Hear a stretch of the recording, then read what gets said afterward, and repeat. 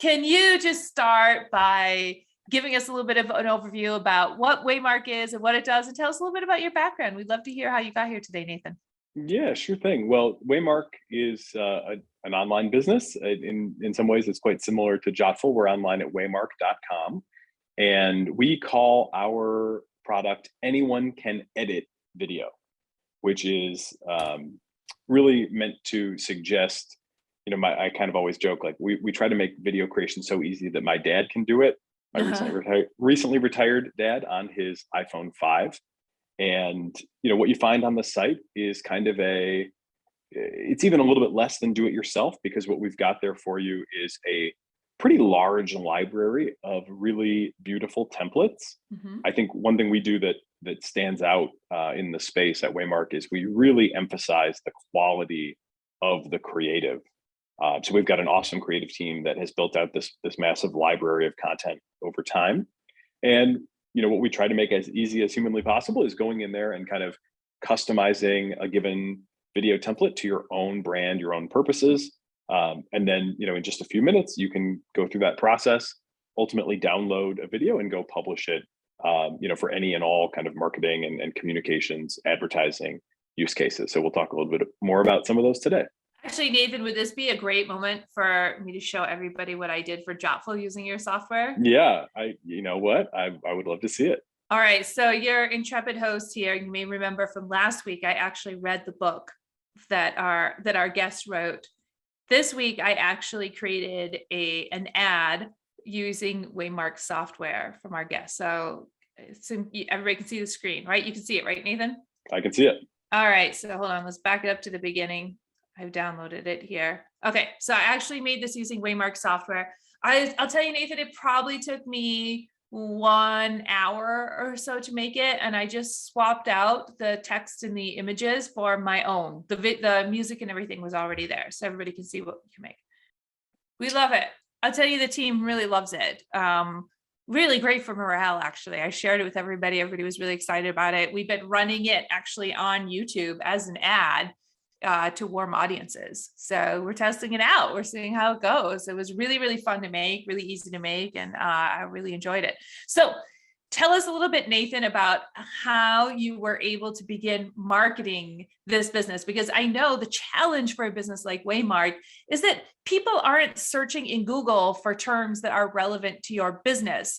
They're looking for other things. They're looking for marketing help, but they aren't thinking to look for, I don't know, some sort of customize your own video software. So how were you able to get in front of people, especially in the beginning? Talk to us about the process. Yeah, well, we've tried quite a few things over time, and honestly, some of the things that have worked best and kind of most repeatably and reliably for us are some fairly obvious things. But I think the problem that we had, is a problem that a lot of businesses face. It's obviously a vast oversimplification to say that there's two kinds of businesses out there, but in general, I kind of contrast things like a plumber, where typically people know they need a plumber when they need a plumber. And, it's very sort of incident driven. I've got a leak right now and I need to get it fixed, right? So I need a plumber. So naturally I go searching for the plumber. And for businesses that are like that are kind of episodic and really sort of in the moment, need based, that's almost the epitome of the kind of business that is perfect for search marketing. Oh yeah. And so Google, of course, dominating that space is the big thing that businesses like that can and typically are doing first to acquire new customers. Many businesses, though, are not like that. If you've created something new, if you've got a service that people have never heard of or don't tend to think a lot about, or there's no kind of immediate trigger in their lives that leads them to start searching for you, then you've got to kind of take a different sort of approach, right? And that is typically you've got to go out there and find your audience. You've got to build the awareness that you even exist in order to get people to engage with your business. So, Nathan, I would argue that there's another group of people who would fall into that same category. And these are companies where there's just intense competition. And of course, I'm thinking very specifically of Jottful here, but you can search and you can say, I'm looking for somebody to build a website for me, but it's already an extremely crowded space. And it's really, really hard to stand out just on search alone. So it's a great idea to sort of go out and find those audiences another way. So I'd throw that in there as another group. Yeah, competition is a super interesting dynamic, and it kind of applies differently, I think, across the different platforms. But there are some and maybe we'll have time to go into a little bit more depth on that. But there are some really interesting dynamics around competition. But just in general, if you're the kind of business that needs to go find your customers instead of waiting for them to start searching for you, Yes. typically the Facebook advertising platform is the kind of number one, most common, most effective advertising platform for many businesses today. That's not going to be true for everyone. It certainly depends on the specific business that you have, and you may have an idea about where your audience is likely to be hanging out. But if you are just trying to reach kind of a good sized audience of people who are online and kind of killing time and interested in new things, Facebook is really, really good at that. And there's a reason that they have grown to be such a massive advertising platform, and really the first place that most small business owners tend to go. Is that where you went first? We tried a bunch of stuff. I've tried, we're a startup that is venture capital backed. So we are, a bit maybe more resourced than your typical. We still operate in many ways like a small business, but we have a bit more resources behind us than a typical local business owner would have. And so we have had dedicated marketing professionals, folks who really know performance advertising, and we have had enough budget to at least go test out a variety of different platforms. So we've done Facebook, we've done LinkedIn, we've done search, we've done YouTube, we've done Pinterest, we've done those kind of sponsored articles that you see at the bottom of a CNN article or what have you.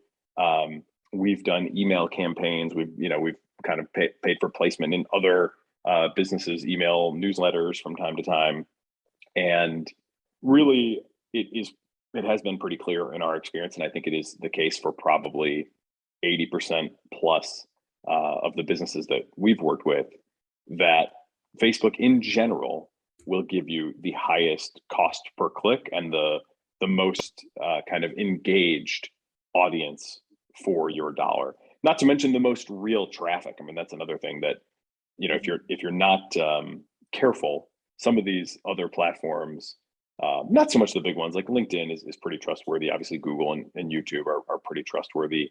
Pinterest, I would even say too, is trustworthy since I mentioned them by name. But you get into kind of the longer tail, some of the display sort of stuff, you can run into issues of just like, this platform is telling me that a bunch of people clicked on my stuff, but I don't really see any web traffic. Facebook does the best job of taking those issues off the table. It gives you typically the best cost per click, typically the highest intent audience, and typically when you really dig in and validate, did people actually show up at my website in the way that they said?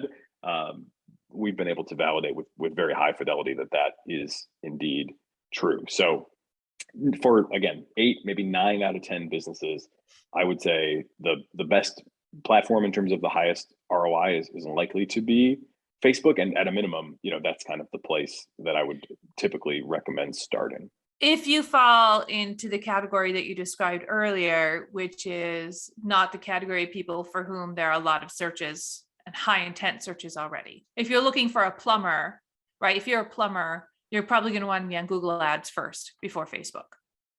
Yeah. And I mean, honestly, everybody probably should do Google too. It's just that your volume is going to be so limited that it can often be so limited that it can be really hard to drive business growth. So for us, we're kind of in a somewhat more nascent, but analogous, space to what you're in with websites.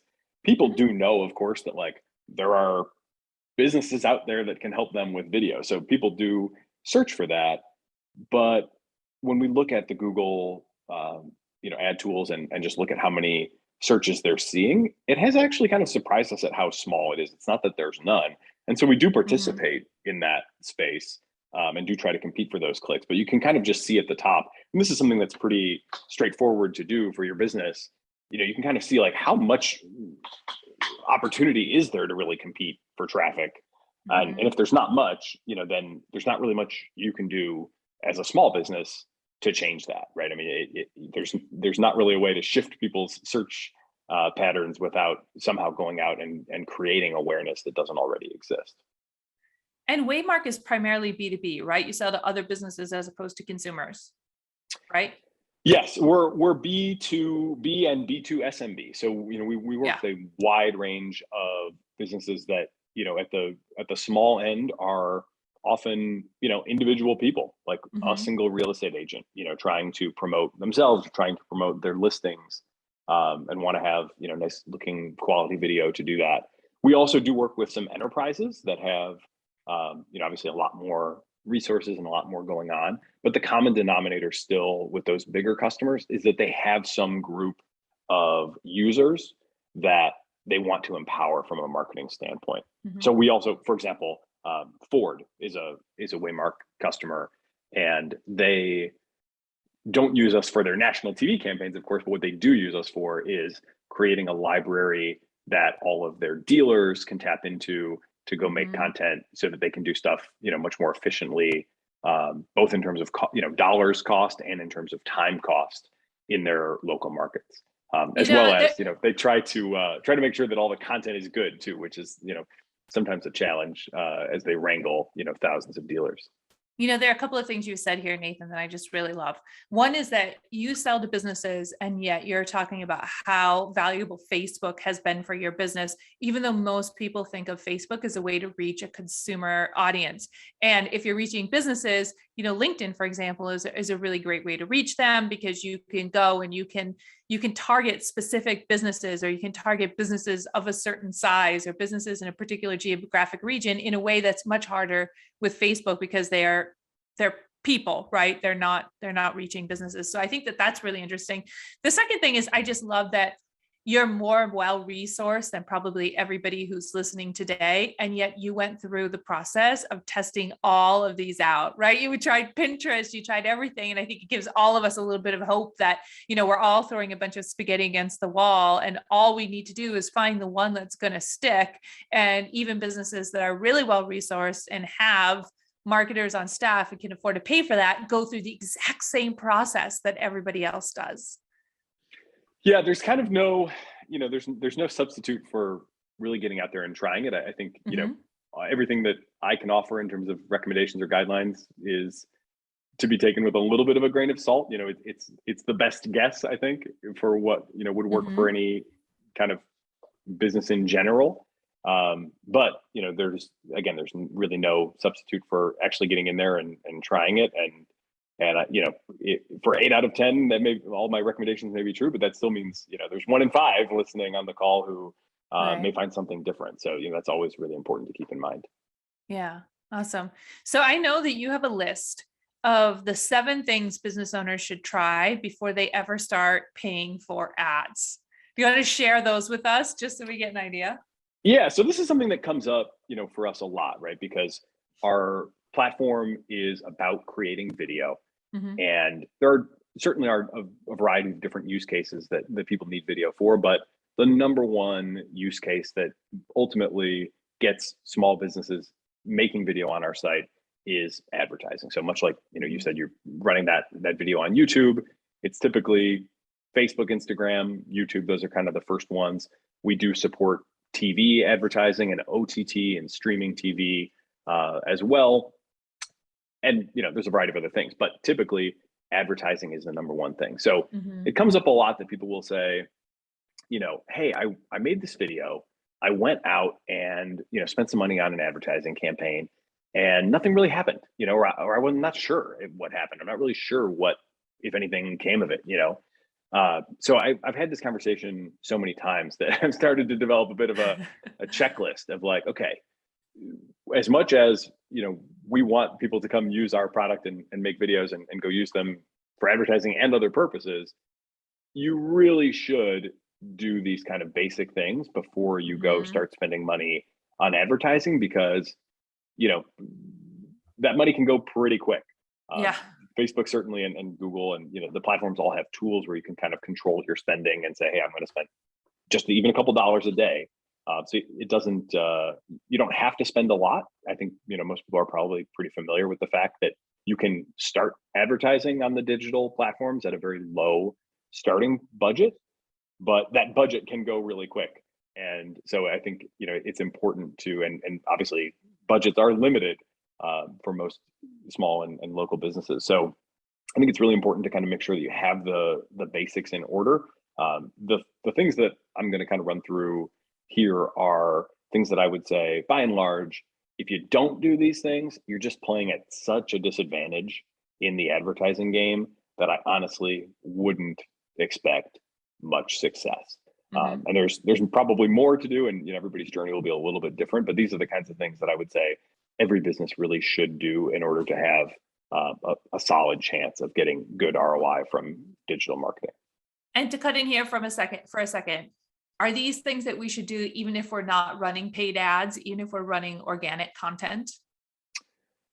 Some of them are, yes, and others are maybe less important.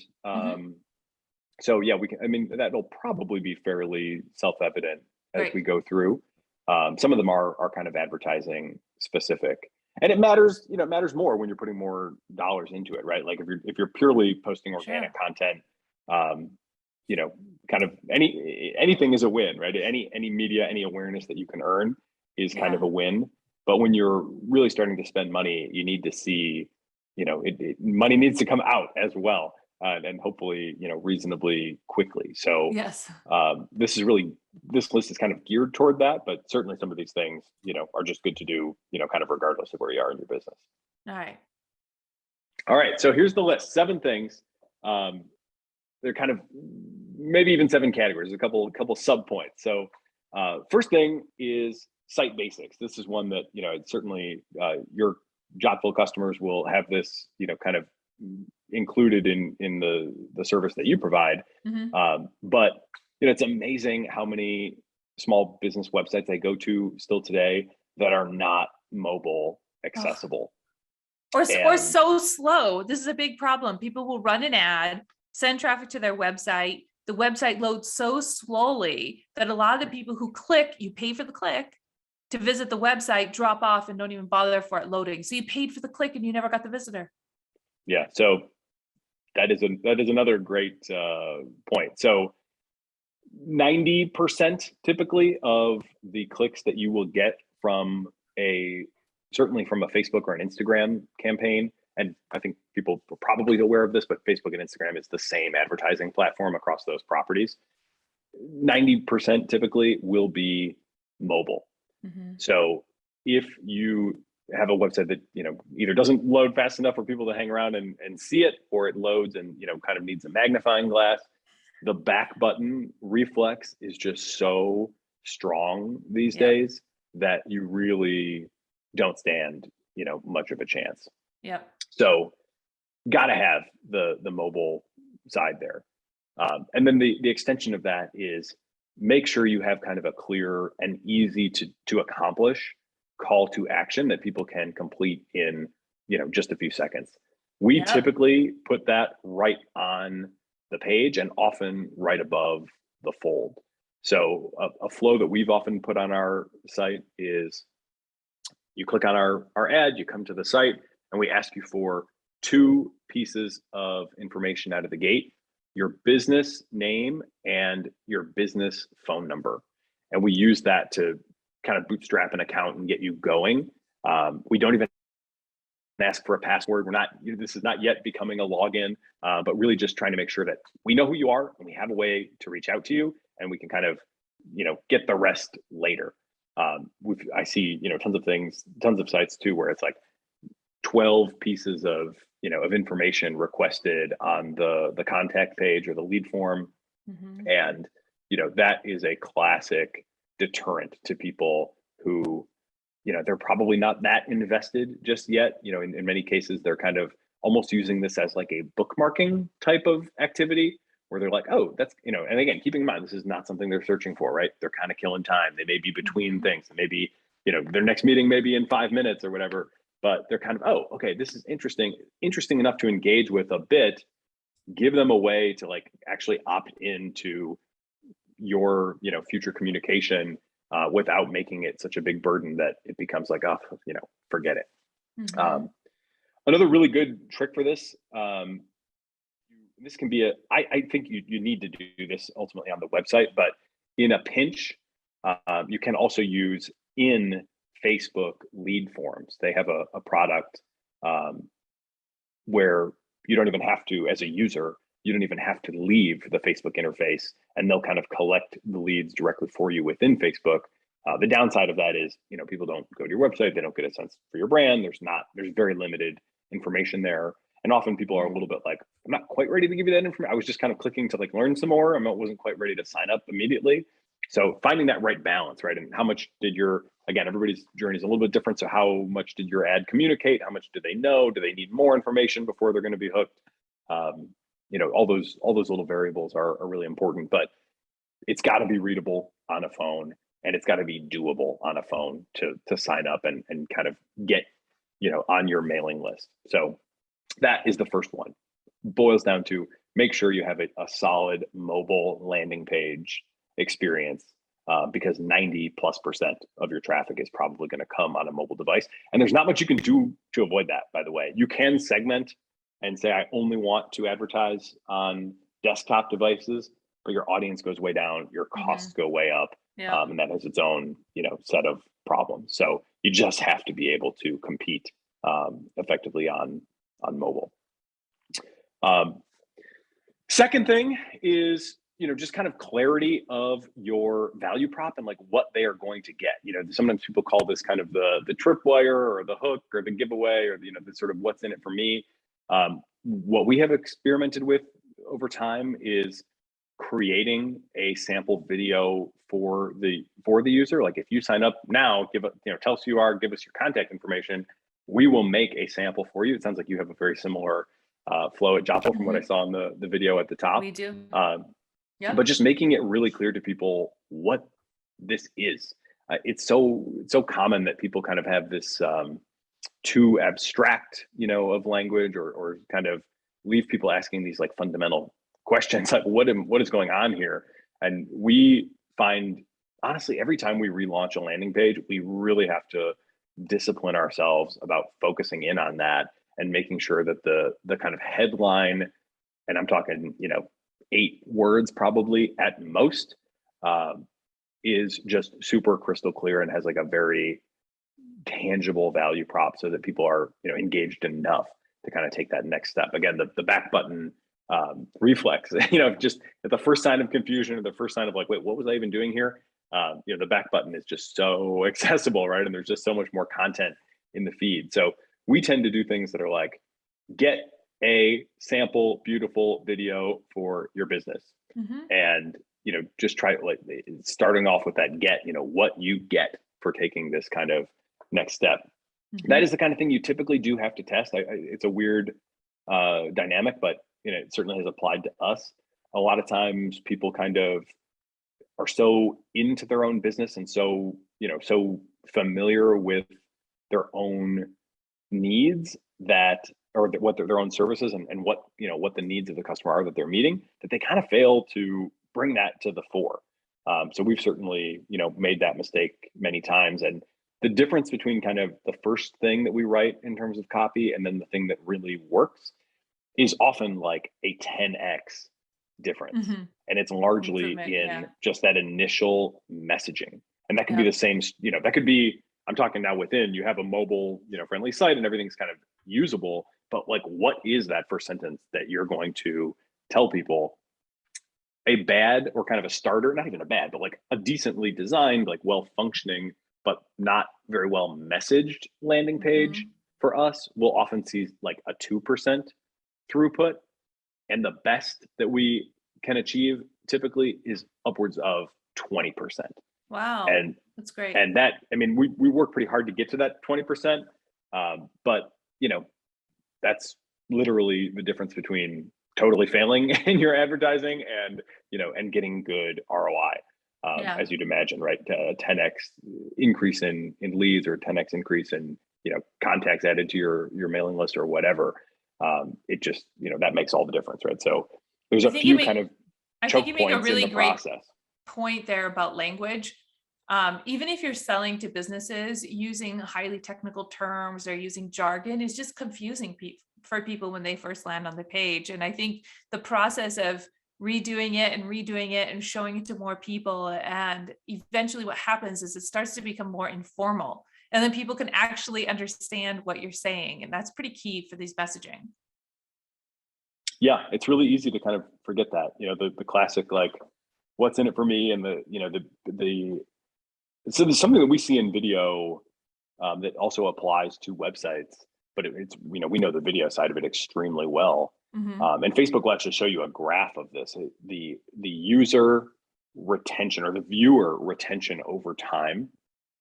Something like, and it of course depends on your content, but as a general rule of thumb, 90+% of people will move on from your content within 3 seconds when you're running a Facebook ad campaign. So that means you've only got, obviously, 10% or fewer that are sticking around for more than 3 seconds. Obviously, you want to keep as many people, engaged past that 3 seconds. And they can't take any actions in 3 seconds. So all those people are pretty well lost. So making sure that you have something that they can understand in 3 seconds and not feel lost, not feel kind of confused, not feel like, I don't really know what this is saying, because that's really all the time you have to get to earn that next, handful of seconds to really start to communicate more. So if you're, there are, of course, there are analytics tools that you can do, and you can get sophisticated with all this kind of stuff. But a really, really simple way to test this kind of thing is to literally, get in person with someone, have your website on a phone, and literally just show them the phone for like 2 to 3 seconds. Yeah. And then you can ask them, like, what did I just show you? What do you think that was about? What did you take away from that? And if they are able to answer that question, with a general sense of like what your business is and what the value prop might be, you're on the right track.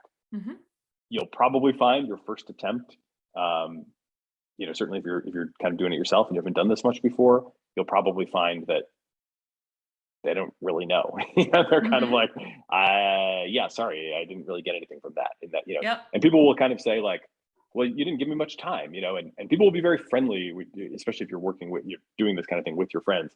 You'll get, people don't want to disappoint you. They want to tell you that your stuff is good. So, don't let them do that. Don't let them trick you into thinking that it's okay if it's not really okay, because the general public, the data is very clear. You've got just 2 or 3 seconds to kind of, earn the next bit of time from someone. And so, just showing the phone. What do you think? Did this make sense? That applies at, an advertising level, that applies with the videos. We have taken a lot of pains to try to make sure that Facebook calls this B2B, get your brand, your business name in the first 2 seconds of a video. So 2, 3, I mean, but it's very short, that you have to really make sure you're getting your kind of key starting messages across. Yeah. All right, Nathan, I want to make sure we have enough time to get through them all. All right. Yeah. Sorry. So what are we on, number 3? For brevity here. Yeah. So we're on number 3. Number 3 is make sure that you have kind of a robust footprint for your business online. It's not just your website. Of course, your website is kind of your home. It's your hub. It's your calling card. But people will, depending on the kind of business that you have, they will expect to find you in all sorts of different places, whether that's Google My Business or Yelp or a Facebook page or Instagram. In more B2B contexts like ours, we see things like Capterra becoming pretty important. We're also like a, kind of a web product business. So Product Hunt is a big deal for us. G2 is a pretty big deal for a lot of software platforms. So kind of, know the places that people expect you to be and make sure you have a robust profile there. Again, it amazes me how many Google My Business listings are unclaimed by the business owner. It's like you're just leaving so much on the table to not put your very best foot forward in those key places. And what are the key places? Again, it will vary, but it's almost like if you don't have that stuff, people just feel like, is this, it's almost like, is this business for real? Like, are they Yeah. still in business? Like it feels weird to find businesses that don't have those kind of core things covered. Also And then very number, important as you're optimizing your website for search engines, that you're getting listed in those places and then you're linking back to your website. All of that stuff helps. yeah. All right, number So 4. yeah, so closely related, pick a few of the key platforms and make sure you get a few reviews on those key platforms. I Mhm. typically recommend trying to get to at least 10 reviews. Mhm. We've done a lot of research on this. I've had some, past business experience that really revolved around reviews. And what we've seen typically is at around 10 reviews, a profile starts to feel trustworthy. With Mhm. just one or two, 3 or 4, it feels very thin. It's like, doesn't feel super compelling. But you get to 10 and it starts to feel like, okay, there's enough kind of wisdom of the crowds here that, and there's enough just proof that this business has some happy customers, that, it's a big proof point for many people in, being comfortable engaging with a business or not. Yep. I really recommend, and again, it depends a little bit on the kind of business that you have, but I really recommend asking happy customers for reviews. Like, make that a Yes. core part of your customer life cycle, that you are going to, and I even recommend like setting that expectation. Again, it depends on the kind of business, right? If you're a restaurant and you serve 50 tables a night, you're naturally going to get reviews, right? If Mhm. 1% of your guests write a review, you'll get a review every other day, and you'll have a lot of reviews in no time. So that works for high volume businesses. But so many businesses are much lower volume, right? If you're a real estate agent, again, to take that example from earlier, the typical real estate agent may only do 1 or 2 deals a month. And Mhm. so if you only get 1% of uh, those those clients to review you, you'll be waiting years, to get your next review. So be much more proactive about that. Yes. In a context like real estate, I would set a practice of saying upfront, at the end of this thing, I'm going to ask you for a review, and I'm going to do everything I can to earn it.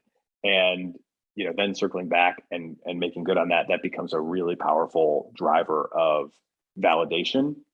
And when people find these profiles, it makes a huge difference in their confidence in Smart. moving forward. So, Yep. some of the profiles like Yelp does not, their official, kind of stance is we don't want people to ask for reviews, but there's not really much they can do about it. No. So you kind of just have to say, look, we're not going to leave this to chance, right? We're going to take matters into our own hands, and we're going to be proactive about making sure that we get, our happy customers to take that additional step for us. Yes, especially on platforms like Yelp, where people will often jump in when they have negative reviews to write. You want to make sure that you're actively going out there and getting people who are willing to write positive reviews. So you're averaging that out a bit. Yeah, so that's really critical. Number 5 is make sure you have some ability to stay in touch with people. Mhm. This is, again, something that will vary, quite a bit, I think, by the kind of business. But what we find at Waymark is when we run paid advertising, our product is such that you can buy it on the website with a credit card. Mhm. And we see actually a pretty good fraction of our customers do become customers on their first visit. It's about half. That's quite high. And Mhm. that's, just in the nature of our product, right? We try really hard to make it easy to use. We have, an easy checkout, on the credit card, with a credit card form and all that kind of stuff. That's probably about as high as you could hope to get, is about half of your customers literally buying on their first visit to your site. Mhm. Invariably, at least half, and probably a lot more in many cases, will need more communication, more time, more kind of relationship building than that. So, what you don't want to do is have people kind of come to your site, maybe sign up for something and then not hear from you. It's just a huge, kind of wasted, missed opportunity. So, I typically recommend Mailchimp for email campaigns because I think that's just like the easiest to use platform out there. There are, of course, other ones that are good too, and it a little bit depends on just how advanced you want to get into automation and that kind of thing. But I would recommend some amount of automated email campaign for just about every business. Yeah. That first moment when they engage with you, that is your chance, to kind of win more attention. And that same kind of challenge continues to go on in the first day, the first week, the first month. We, by the way, get 98% of our conversions from somebody clicking on an ad to becoming a customer within the first month. It's like half on the first visit. It's like 75% probably within a week. And it's like, high 90s by the time you get out a month.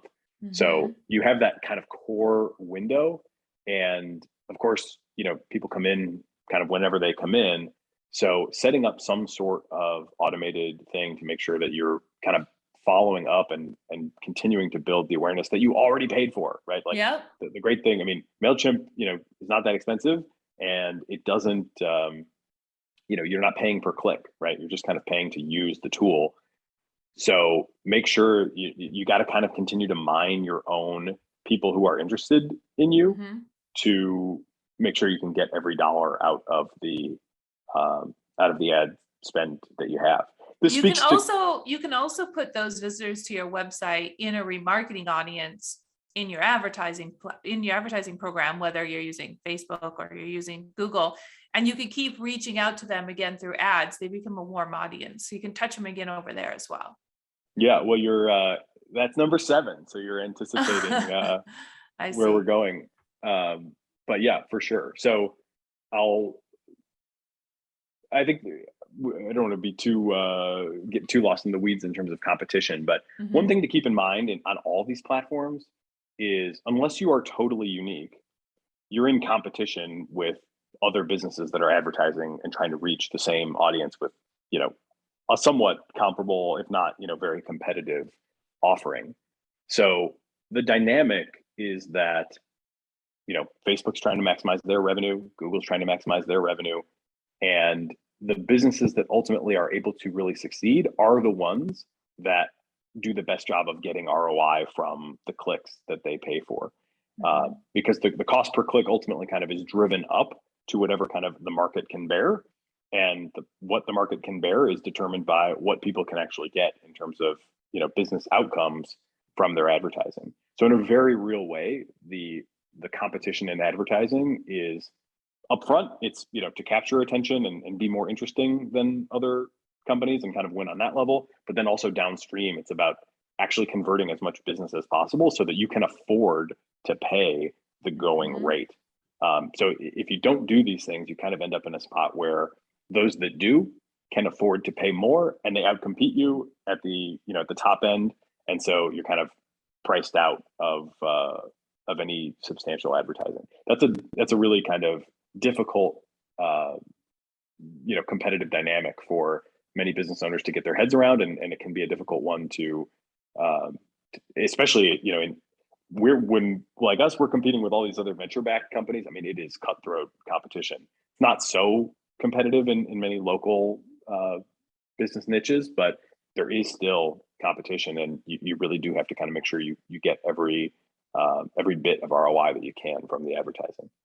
So the last 2 things are kind of, again, in that vein.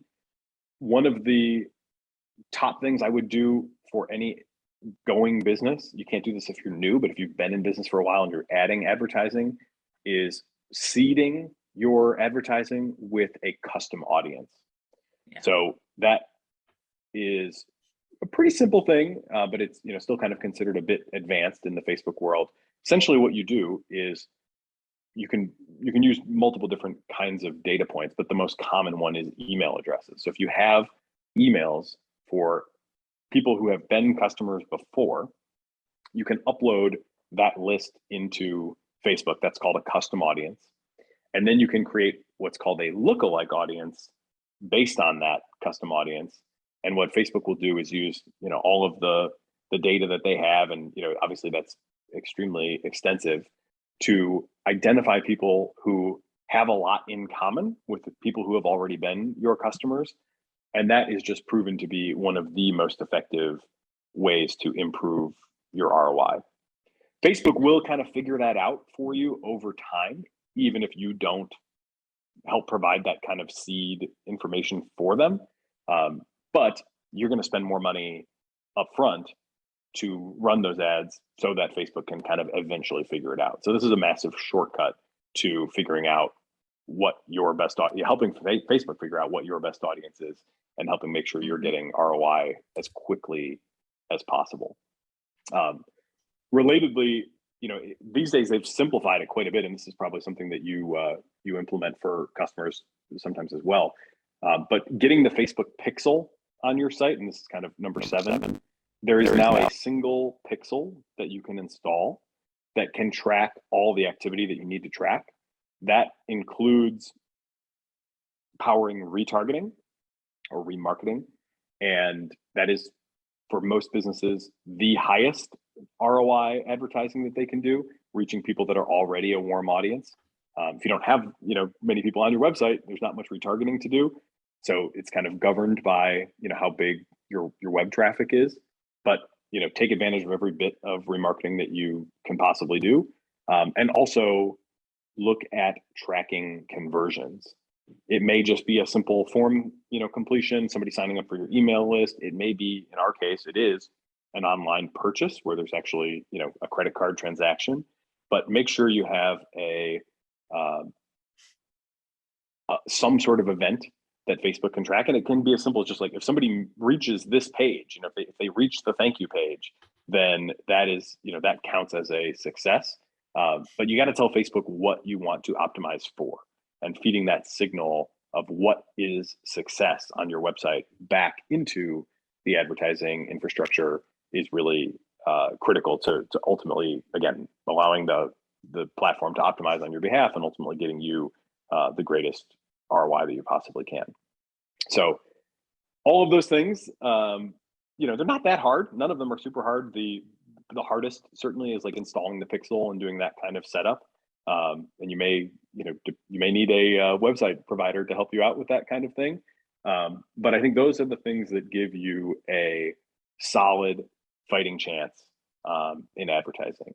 And then if you do all those things, one thing I'll say you don't really need to worry about, or certainly I wouldn't pay people for too much these days, is secret targeting specialization. There's a lot of folks that are out there trying to sell, we'll help you target your ads, way better. Most of that stuff at this point is kind of snake oil. So I wouldn't recommend doing business with people who are kind of saying, we've got the double secret targeting, sauce. Like, that doesn't really exist anymore. It used to a bit more, and Facebook has largely kind of brought all of that into the platform. You really cannot just tinker with things on Facebook and improve on what they can do. So that's a big red flag. Hard to beat the platforms at this point. Yeah, you really can't. So that's a red flag. If somebody is trying to sell you advertising services on a targeting, like they have the best targeting strategies for you dimension, I would be very, very skeptical of that. What does still make a huge difference though is creative. So you've got to, test typically multiple things. Again, what are the key messages? That is where, once you've kind of got these basics, something like 80% of your advertising effort should probably go into trying different creative and understanding what creative is and is not resonating with the audience. That's the one thing that the algorithm really still can't do for you. They can help you find your audience, they can help you reach your audience, but they can't really help you communicate effectively to people yet. So spending and one day we'll get there, but for now, 80% of the effort on an ongoing basis, once these kind of baseline things are in place, ends up going toward creative optimization. As the business owner, you're just in a really great position to optimize that messaging for your audience. Well, that's a wrap. If you enjoyed this episode of Marketing Made Easy, please subscribe to Jottful's YouTube channel. That's Jottful. That way, you'll never miss an episode. We'll meet you on the next one.